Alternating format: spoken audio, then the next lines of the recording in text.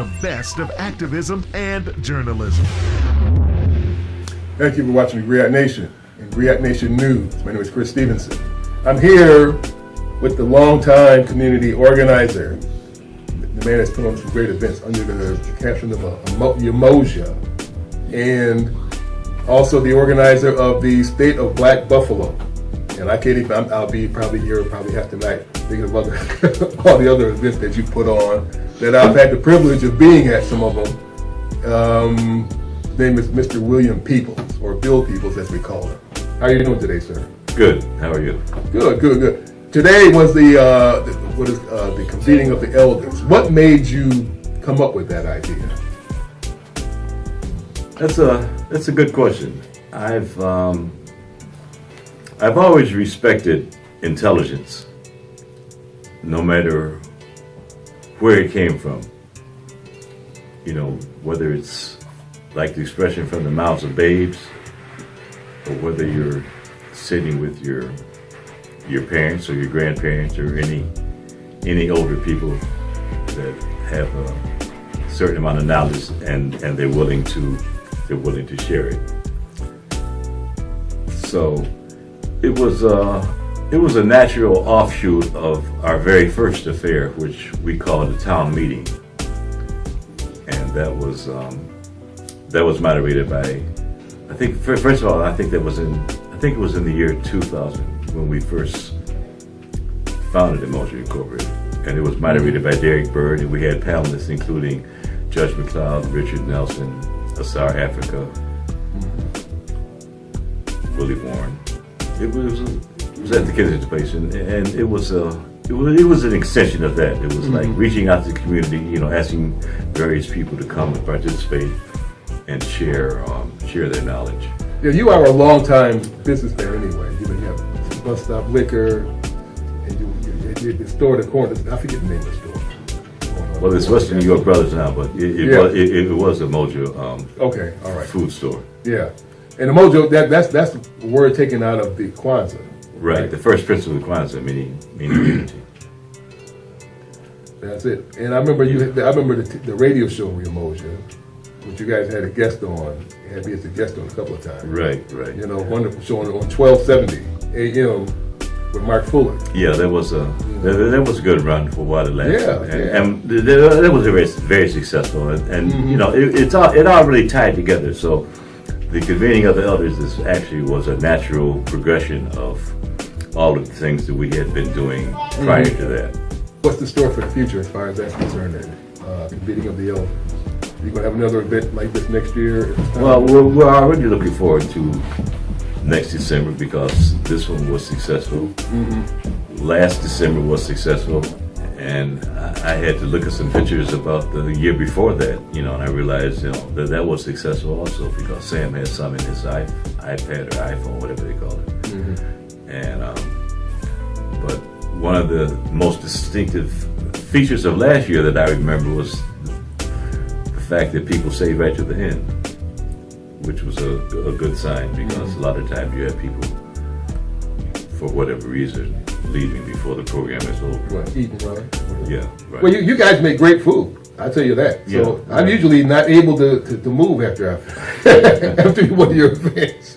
You know, you and your wife, y'all get up. Yeah, well, that part is pretty important, you know. Yeah. I remember one time one of our leading elders said, "Why are you feeding all these people?" But you know, it was just something that, you know, we enjoy doing, and you know, my significant other that does all of the work, you know, she enjoys doing it, and she does a good job. And you know, you have a big family, okay? And I say that because I want people to know the importance of storytelling and the role of the Griot and throughout the generations in the black family, in particular yours.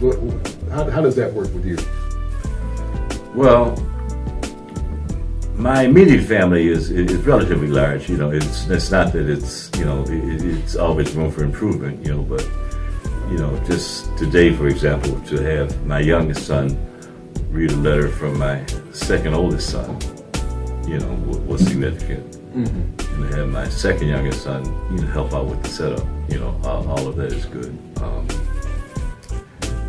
And to understand the importance of family, you have to realize that my mother, being the youngest of 14 children, she had the benefit of all of the knowledge and experience of all of her brothers and sisters and her mother and father. So this was passed on, and it was priceless, and it always will be priceless. So I do what I can to keep it going. You know, to be a parent is the most rewarding experience anybody can ever have. And I was fortunate to have two, so I try to keep that tradition going and to instill it in my children. It doesn't necessarily work the way I would like it all the time, but you keep on going. You know, one interesting thing, I was teaching my daughter one time, and she was giving me that I don't care body language. And 2-3 years later, she repeated everything I said. And that was a Kodak moment. And I tell this story. You do it without even noticing it, probably. I tell this story whenever I can, because as I was teaching her, obviously I'm listening to what I'm saying, and it just kept getting better and better. And I was really quite surprised and pleased at the words that were coming out of my mouth. Right. But they were coming out of my mouth through the generosity of the Creator. So now when I have a thought, like I said earlier, if the thought won't go away, it's going to go into action sooner or later. Sure. And, you know, hopefully it'll be positive and have some type of lasting effect. Well, today, this is a packed house, as always is, but today was really packed, and I was just hoping that I would make it here on time, which I did. You know, in time where at least you could hear quite a bit of it. You know what I'm saying? And, right. You know, see quite a few people you know, things like this. But the knowledge that was passed on today is invaluable. Okay, and I agree. I just want to thank you for that. You know, especially I'm probably doing it on behalf of Buffalo, especially the Buffalo East Side, because you have been a great service, you and your family, to the community for as long as I've known. So you're probably doing stuff like that before I even met you. But we began in the year 2000. Yeah, and we've been going strong. It's like 16 years now. So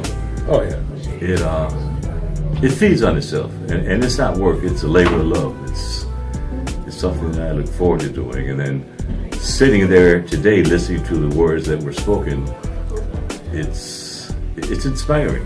Yeah. It lets you know that you're on the right track, and one of the most gratifying aspects is to see other people buy in. Just like last year, Sam's mother did the decorations. She did it again this year. She was actually looking forward to it. This year we had a new twist with the radio guy, Chris Reynolds, establishing some commercials, and and I just met him today for the first time, but of course I have heard about him. Yeah. So to have people authenticate what you already know is in your heart is true. Yeah. And they know it's true, but a lot of times they won't say anything, let alone do anything. Yeah. Now we're at the point where people are not only saying they support it, but they're actually doing actual work. Yeah. Which is what does move the ball. Well, thank you for coming on. I can say for myself, always stopping, especially when I stop by, and I oftentimes stop to say hello to this man while he's in his liquor store, not to buy liquor, but to drink up his knowledge. So I want to get you back on, definitely, because people need to hear these things. Right. But on behalf of Griot Nation News, myself, Amin Rashid, Unseen, and the great one himself, Khalil Muhammad, who handles the special effects. My name is Chris Stevenson.